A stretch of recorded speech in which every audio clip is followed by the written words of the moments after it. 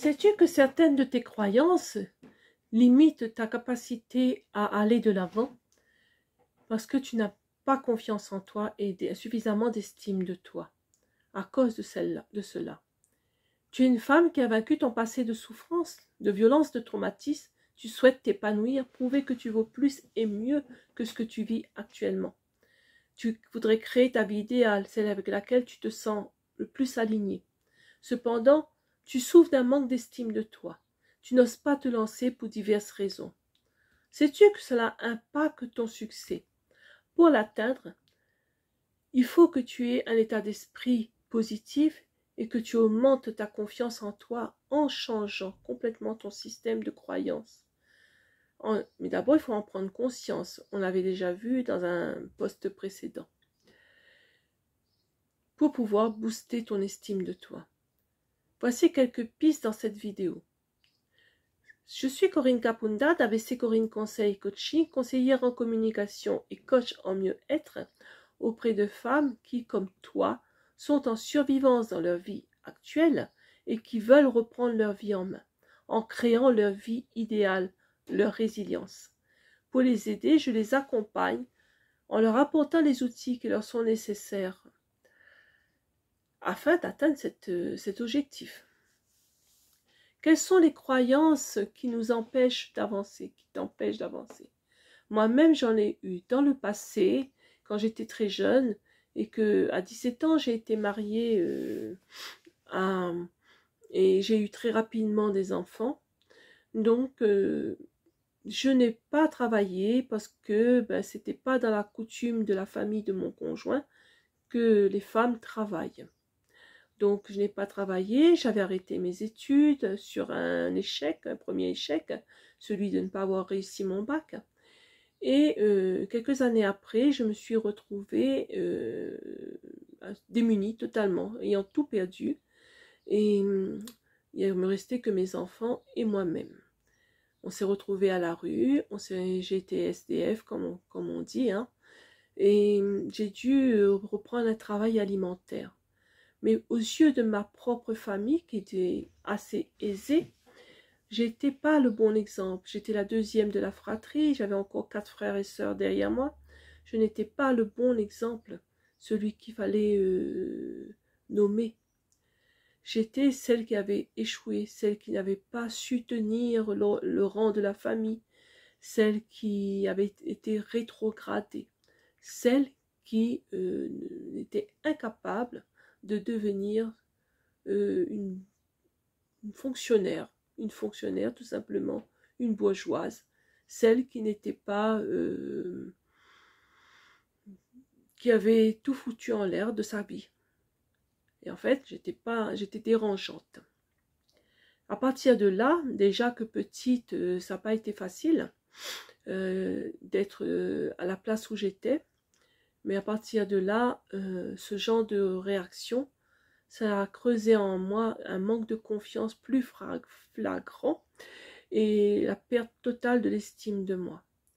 Il a fallu me reconstruire et prendre conscience aussi, quand je suis tombée gravement malade, qu'il y a des choses qui n'allaient pas dans ma vie, dans la façon, dans ce qu'on m'a quelque part toujours inculqué, dans la normalité que je croyais.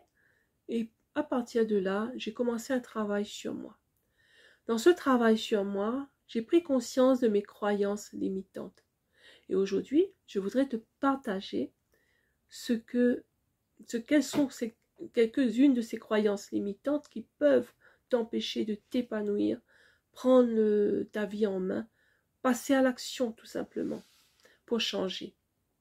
Imagine-toi quelle serait ta vie si demain matin, tu nourrissais des croyances différentes, voire opposées, et quel projet tu réaliserais, quels gens qui vont t'entourer, qui sont alignés avec toi, si tu t'autorisais à croire et avoir la certitude que même tes aspirations les plus folles étaient possibles.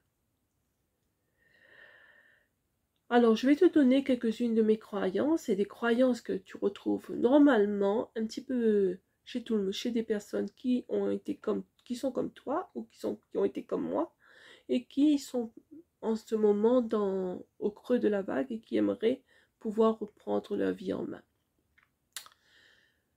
Ces croyances sont, si tu n'avais plus la croyance que tu es trop gentil pour réussir, trop gentil pour t'imposer en même temps.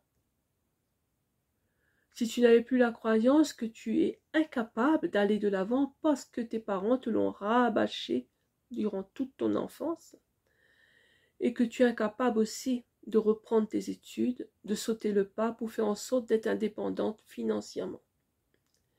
Si tu n'avais plus la croyance qu'on doit avoir un bon job pour considérer qu'on a du succès, si tu n'avais pas aussi cette croyance que de gagner de l'argent, c'est dur, et surtout, gagner beaucoup d'argent, c'est être une mauvaise personne. Si tu n'avais aussi pas cette croyance que tu fais toujours tout moins bien que les autres, que tu es une incapable. Si tu n'avais pas la croyance que d'être en couple t'empêcherait de progresser, car c'est une perte de temps, c'est ce que l'on m'avait inculqué. Si tu n'avais plus la croyance que c'est impossible pour toi de reprendre tes études, eh oui, j'en suis la preuve vivante, c'est possible. Si tu n'avais pas la croyance aussi que ce que tu veux atteindre est de la prétention et aller récupérer la lune, et de la prétention, de l'orgueil, de la vanité. Si tu n'avais pas la croyance que tu n'es pas suffisamment intéressante, pertinente, légitime pour t'exprimer.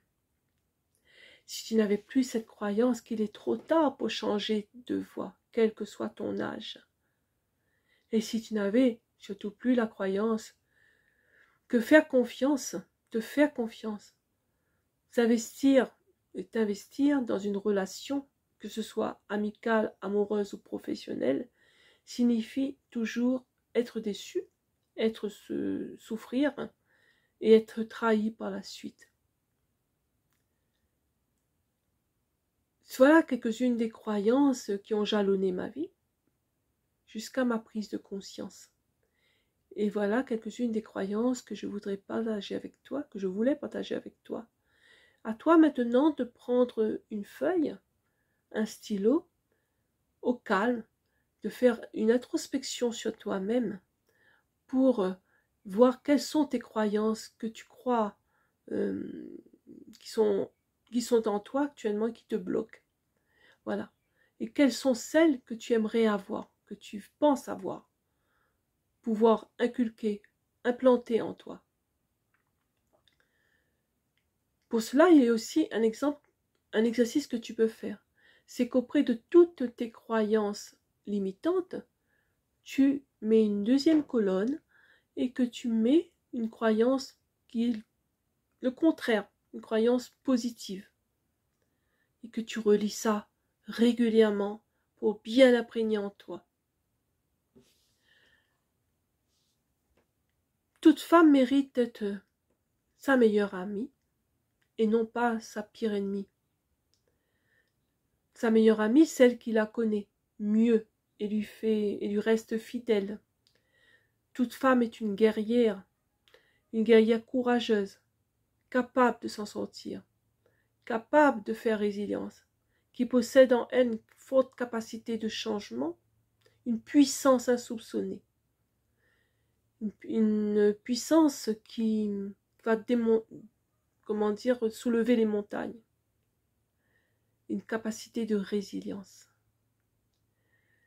C'est cela, c'est certain que c'est pas facile de faire ce pas, mais à choix facile, vie difficile, à choix difficile, vie facile. Avoir un état d'esprit différent va changer radicalement ta vie. Même si le changement peut te faire peur, comme je te le disais, c'est un beau et un voyage initiatique, un beau voyage qu'il te faut avoir avec toi-même pour apprendre à mieux te connaître, apprendre à changer, n'avoir pas peur de changer. Et j'aimerais que ce voyage, tu puisses réellement le vivre quand tu le mérites. Voilà les amis. Pour plus d'infos sur ce que je te propose, tu peux me joindre en privé afin d'échanger avec toi lors d'un entretien individualisé. Ton accompagnement sera adapté à ta propre situation. N'hésite pas à liker, partager, commenter autour de ce contenu en dessous de cette vidéo. J'attends tes questions pour y répondre. À très bientôt autour d'autres conseils. D'ici là, porte-toi bien.